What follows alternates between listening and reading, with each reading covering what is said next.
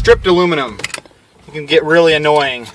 Here on my steering wheel, I have a main bolt that holds the steering wheel on, and then there's a couple other bolts that go into an aluminum housing. Let's pull those out. That actually probably don't even need anything to pull them out. Let's pull those off. Right here, where the aluminum bolt keeps the wheel from spinning, doesn't have a lot of force that pulls it up because the center bolt actually holds everything on. You can see how just wallered out they are, all of them. Bolts themselves are fine. It's actually the aluminum that's stripped out. I'm going to show you how to repair those. There's actually a ton of different options to tackle this, so let's go over a few.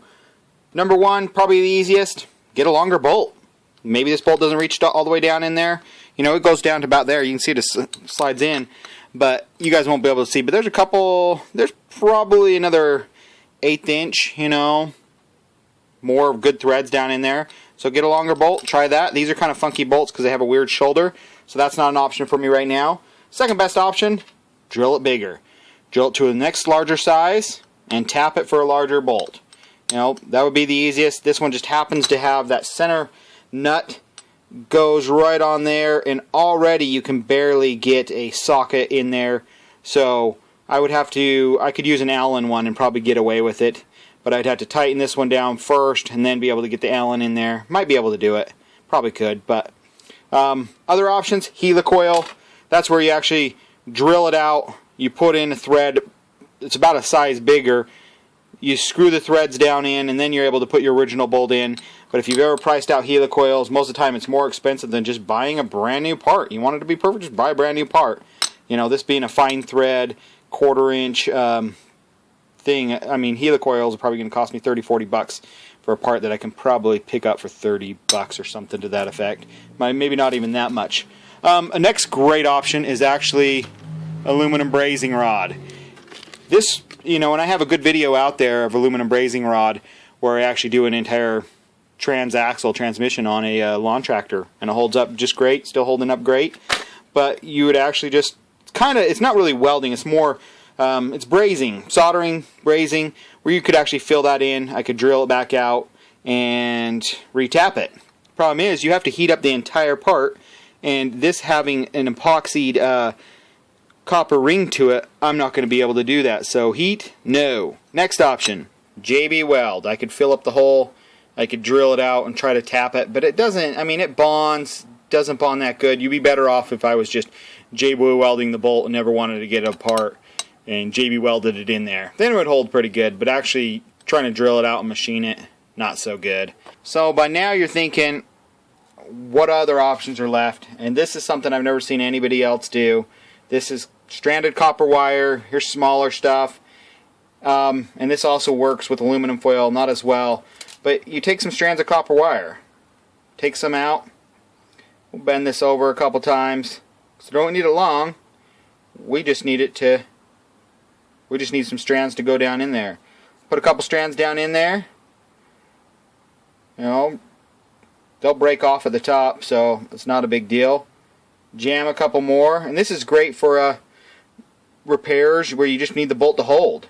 So we'll get it there. Let's open that up. We'll get this started. And drive it in. And what it'll do is the copper's soft enough that it bites in between the threads and the old defects in the side of the stripped out threads. So, I mean, that right there, I mean, I'm getting some good torque on that. That's not just spinning like nothing. That is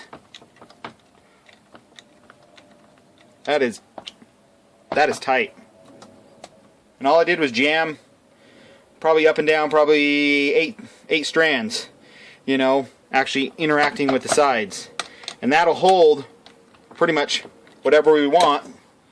Aluminum foil works about the same way. It's just a little trickier because you want to get enough wedged in there, so you got to play around with it a little bit more to try to get it actually jammed down in the hole. So, and it really compacts. Aluminum foil gives you a false sense of how thick it is.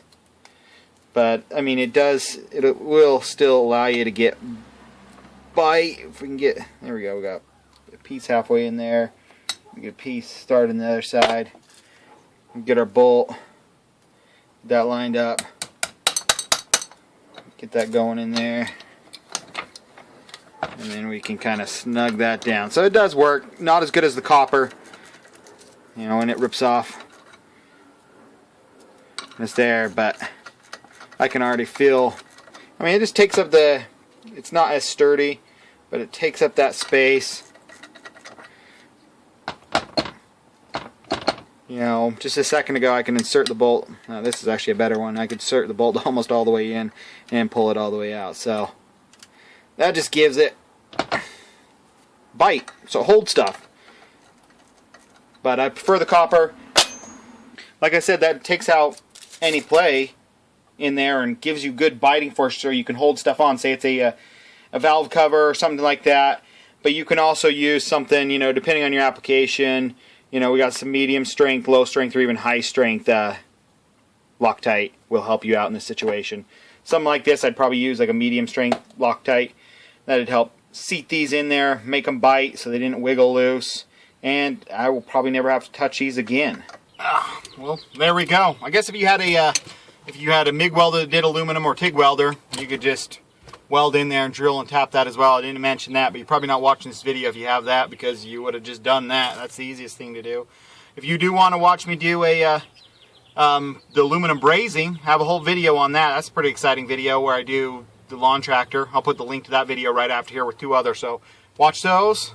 More entertainment. And if you haven't subscribed to this first video, make sure you click that button below and subscribe, and rate, comment below. Thanks guys, bye.